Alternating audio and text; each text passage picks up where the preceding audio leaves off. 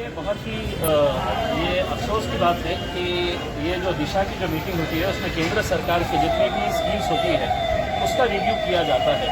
आखिरी मीटिंग जो हुई थी वो फरवरी 2019 के अंदर हुई थी, यानी कि 1.5 साल से ज़्यादा का समय हो गया है। उसके बाद ये मीटिंग ली गई है, जबकि रूल के हिसाब से हर 4 महीने के बाद है तो इसका रिव्यू किया जाना चाहिए।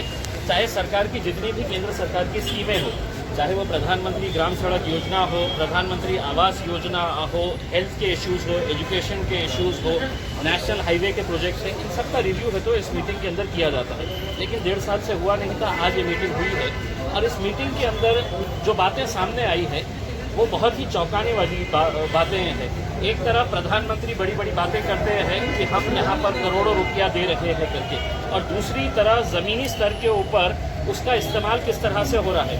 यानी कि एक उदाहरण के तौर के ऊपर प्रधानमंत्री आवास योजना, ये इसको शुरू होकर तकरीबन 6 साल का वक्त हो गया है और 6 साल के अंदर तकरीबन औरंगाबाद के अंदर 80,500 लोगों ने आवेदन किया है कि प्रधानमंत्री आवास योजना के अंदर इनको मदद मिलनी चाहिए।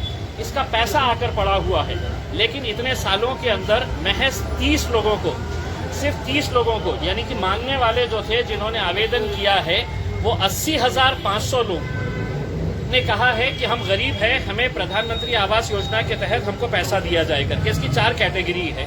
वो 4 कैटेगरी के अंदर से सिर्फ एक कैटेगरी के अंदर अभी तक 30 लोगों को ये फाइनल दिया गया है।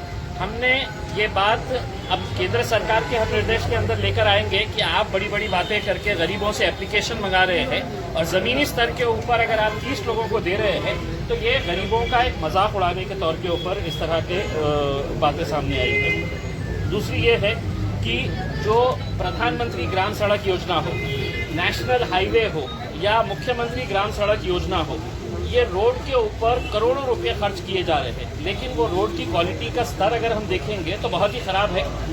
एक निर्णय ये लिया गया है कि क्वालिटी कंट्रोल के जो अधिकारी होते हैं वो लोगों के साथ लोक प्रतिनिधि वहाँ पर जाके, इनकी एक मोबाइल लैब होती है जहाँ पर सड़क की क्वालिटी चेक की जाती है। आज हकीकत ये है कि इतनी सारी रोडें बन रही है, लेकिन वो रोड एक बारिश या 2 बारिश के अंदर पूरी तरह से बह जाती है। तो अध्यक्ष महोदय को सभी लोक प्रतिनिधियों ने विनती किया है कि हम भी वहाँ पर चलेंगे, हमें कुछ समझेगा नहीं कि रोड के अंदर मट्टी डाली गई है या पत्थर डाले गए हैं करके। जो एक्सपर्ट्स है रोड के काम के अंदर, वो लोगों को वहाँ पर ले जाकर उनकी जो लैब होती है जो क्वालिटी चेक करती है, वो क्वालिटी चेक करने का काम उन्होंने आश्वासन दिया है कि मैं एक डेट दूंगा, उस डेट के में वहाँ पर जाकर इसका काम किया जाएगा।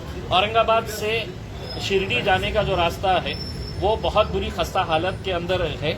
वहाँ पे 14 किलोमीटर का टेंडर हो चुका है तकरीबन 2 महीने, लेकिन वो काम शुरू नहीं हुआ है। वो काम जल्द से जल्द शुरू किया जाए और 27 किलोमीटर का एक नया पैच जो है उन्होंने आश्वासन दिया है कि हम अगले 8 से 10 दिनों के अंदर इसका टेंडरिंग प्रोसेस कंप्लीट करके ये 27 किलोमीटर का रोड हम वहाँ पर निकालेंगे।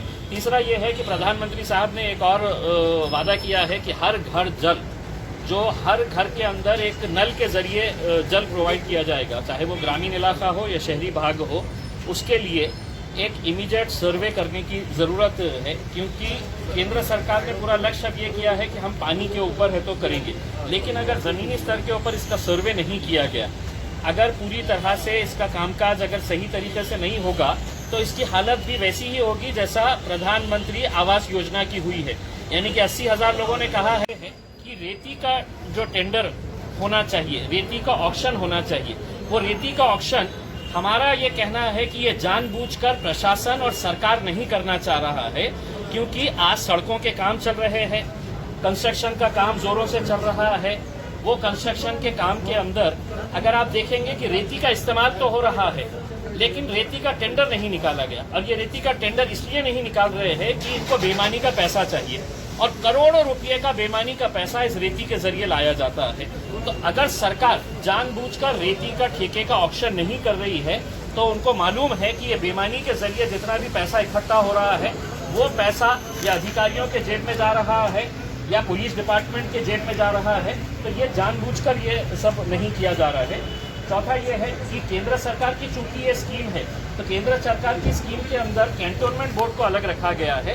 कैंटोनमेंट बोर्ड के सीईओ ने हमको विनती किया था कि हम भी शहर का हिस्सा है और केंद्र सरकार के हिस्से ही कैंटोनमेंट एरिया डायरेक्टली कनेक्टेड है।